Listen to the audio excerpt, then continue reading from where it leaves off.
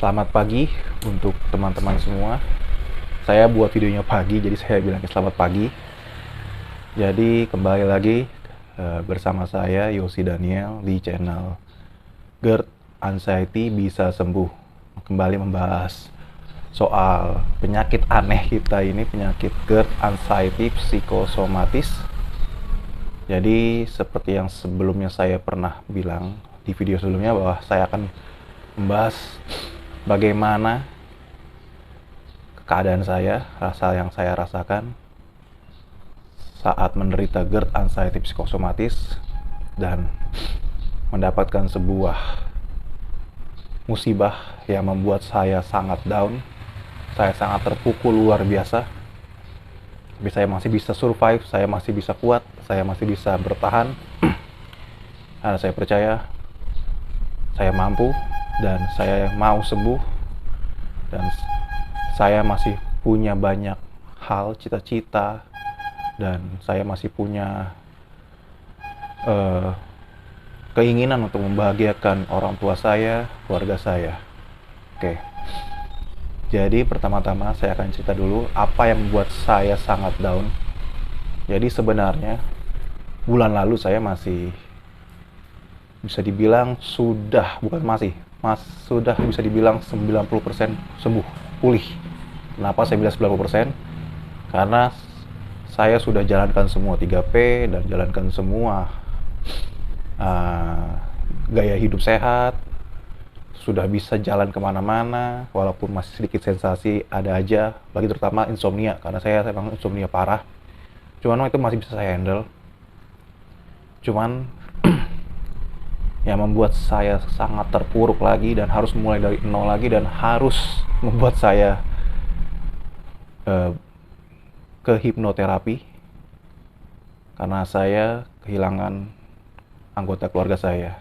Sebenarnya di bulan Desember tahun lalu 2021 saya kehilangan nenek saya, atau saya panggil biasanya oma saya. Dia meninggal di umur 85 tahun. Ya, meninggal juga karena dia jatuh dari kamar mandi, kepleset.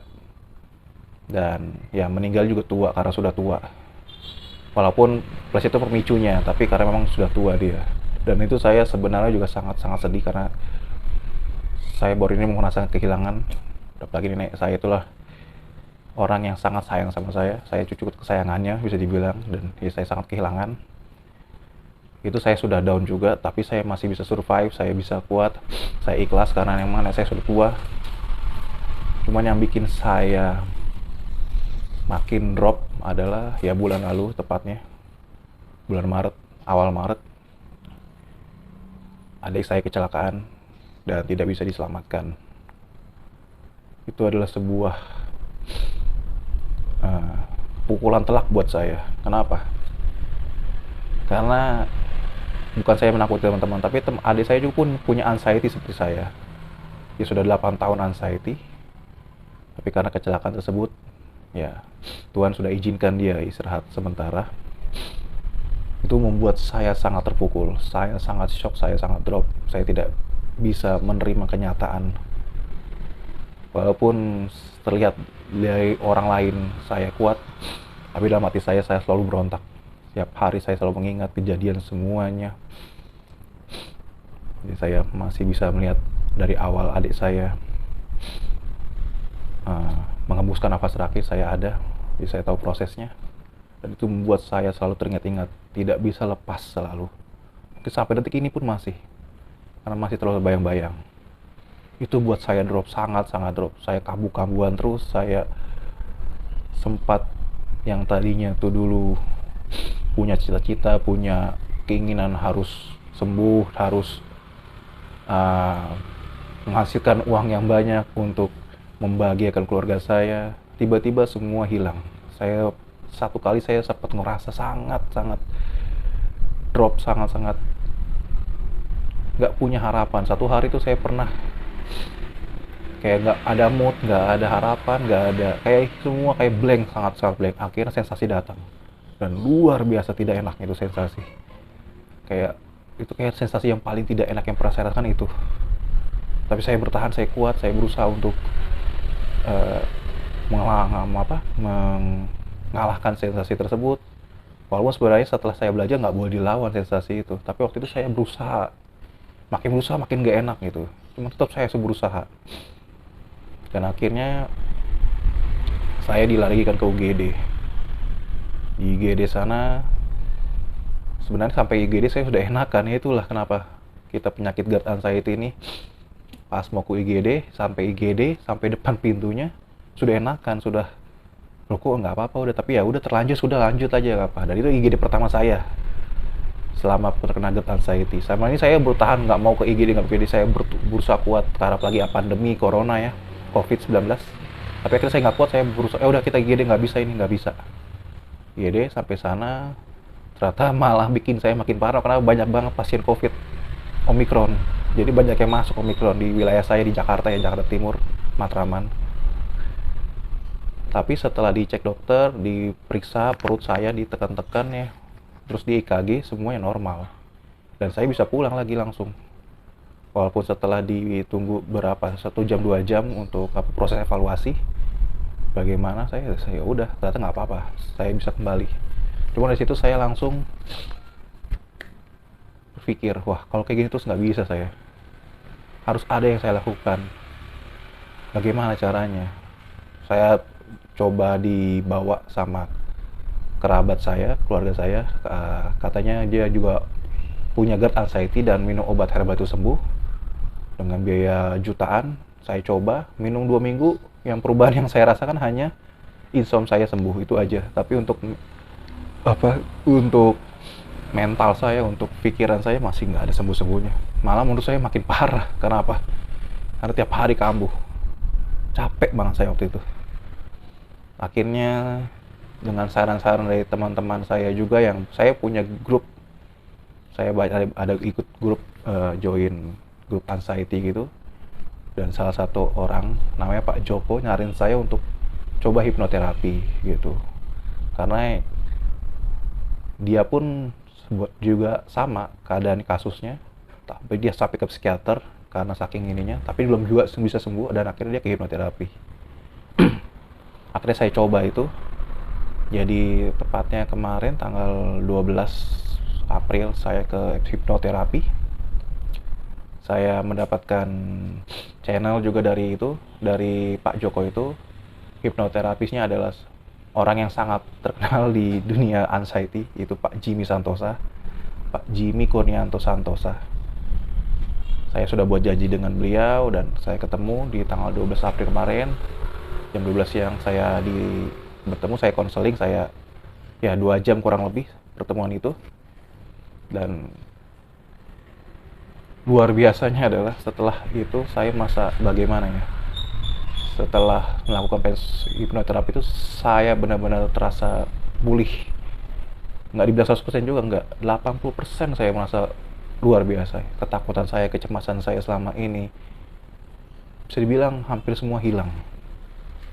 Contoh, jadi memang saya itu waktu lagi kambuh itu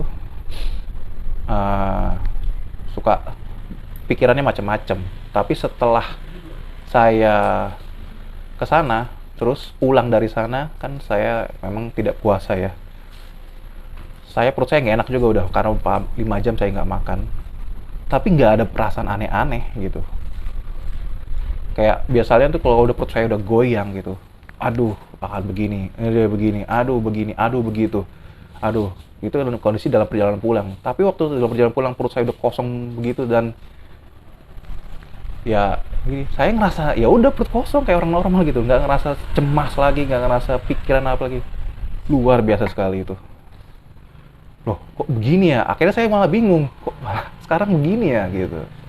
Malamnya juga gitu, nggak ada sensasi sama sekali, sampai akhirnya saya mikir, kok nggak ada sensasi ya, malah jadi kayak karena mikir kayak gitu jadi ya datang lagi sensasi, bukan cemas yang lain lagi, tapi kayak karena berasa nggak ada sensasi jadi gue heran gitu. Akhirnya kepikiran lagi gitu, cuman ya udah kepikiran gitu aja, tapi nggak bikin saya sensasi, nggak muncul gitu. Itu yang saya rasakan waktu luar biasa hipnoterapi itu. Memang saya menganjurkan untuk teman-teman yang kesulitan untuk mengelola pikirannya, ya hipnoterapi adalah jalan utamanya. Walaupun sebenarnya bisa sendiri, cuman saya saat itu nggak sanggup. Saya lagi kehilangan kedukaan, jadi saya nggak bisa untuk menangani pikiran saya sendiri. Kayak saya ke hipnoterapi. Cuma sebenarnya hipnoterapi pun kalau teman-teman yang masih baru, yang masih ini masih bisa sendiri ya. Harus jaga pola pikir ya walaupun berat gitu, tapi bisa gitu. Dan kemarin saya baru merasakan tidur siang setelah setahun saya nggak bisa tidur siang. Kemarin saya bisa tidur siang dan tidak ada sensasi apapun, dan saya rasa nikmat sekali tidur siang saya itu. Luar biasa emang kalau pikiran sudah kita bisa kelola, kita sudah lepaskan semua emosi kita ikhlaskan, kita pasrahkan kepada Tuhan. Ya itulah yang terjadi. Saya sampai detik ini, di hari yang ketiga setelah hari ketiga setelah saya hipnoterapi, saya merasakan dampak luar biasanya. Nah, saya merasa lebih sehat, saya merasa lebih luar biasa. Saya tadi pagi jalan kaki olahraga yang biasanya tuh baru 200 meter udah mikir aneh-aneh, udah nggak enak. Ini biasa aja, kayak ya mungkin sudah mungkin hampir kayak orang normal. Saya sudah bisa jalan sekilo lebih. Yang dulunya saya waduh sampai baru jalan sekilo udah kayak mau deg-degan, udah parah, udah kambuh. Ini biasa aja gitu, kayak udah luar biasa. Cuman ya saya tetap harus jaga 3P saya jaga pola hidup saya tetap beraktivitas, jangan malas-malasan gitu. Karena saya tahu, walaupun saya belum merasain, tapi saya tahu kalau saya kembali ke pola saya yang ngikutin manjanya sakit ini, saya kan kembali lagi, percuma saya di hipnoterapi pasti. Jadi saya tetap lakuin, saya tetap aktivitas, saya tetap berpikir positif, bersyukur, selalu bersyukur. Bersyukur tuh harus setiap hari gitu. Apapun yang kita lakukan, ucapkan syukur. Apapun yang kita kerjakan, ucapkan syukur. Walaupun memang kita nggak biasa ya, kita biasanya mungkin selama ini, apalagi karena pekerjaan kita, karena sakit kita lupa bersyukur. Tapi ya sejak sakit ini saya selalu bersyukur, saya selalu berusaha untuk positif, ya itu yang membuat saya juga cepat pulihnya gitu. Ya saya berharap juga teman-teman bisa mengikuti cara saya. Walaupun kita dapat cobaan, musibah yang membuat kita sangat jatuh, sangat down, sangat drop, gak ada tempat lain bersandar hanya pada Tuhan gitu. Mungkin alat hipnoterapi itu sebuah jalan, sebuah penyintas, tapi tetap kesembuhan datangnya hanya kepada Tuhan. Jadi kita harus banyak berdoa, banyak berserah, lakukan amal juga, bersedekah, itu penting supaya kenapa hati kita biar tenang ya. Itu yang saya lakukan juga. Saya juga banyak mentor-mentor saya yang saya ikuti, saya Pak Abdurrahman di YouTube, Pak Suyono Listrik, Beli Gede Eka, channel Salam Sehat Selalu, saya ikuti semua cara mereka. Setiap dengar mereka saya juga tenang gitu. Cuman yang kemarin memang saat kedukaan itu nggak mengefek sama sekali waktu setelah saya berduka itu. Saran mereka tuh semua kayak nggak masuk ke semua saya. Tetap aja saya ngerasa down, saya ngerasa ini. Tapi setelah hipnoterapi itulah saya bisa kembali menjadi orang normal lagi, bisa kembali menata pikiran saya. Ya, itulah sebuah kesaksian saya soal bagaimana saya menderita GERD anxiety disorder psikosomatis di saat kedukaan musibah yang menimpa saya dan keluarga saya. Dan di next video nanti saya akan ceritakan bagaimana kami sekeluarga, sebenarnya keluarga saya juga punya anxiety. Bahkan ibu saya sudah dari gadis sampai sekarang punya anxiety, tapi beliau bisa masih kuat, bisa survive, dan tanpa hipnoterapi bisa melaluinya. Nanti saya ceritakan. Berbeda dengan saya sangat lemah. Padahal dulu kerjanya di hutan, nggak takut apapun, mau kayak manapun medan di hutan saya jelajahi. Tapi setelah kena GERD anxiety saya jadi lemah sekali. Keluar rumah takut, ngapa-ngapain takut, harus ada yang nemenin, nggak berani sendiri. Itulah luar biasanya penyakit ini buat mental kita lemah. Tapi nanti next video akan saya ceritakan bagaimana keluarga saya bisa survive juga dalam menghadapi anxiety di next video. Oke, selamat pagi, terima kasih.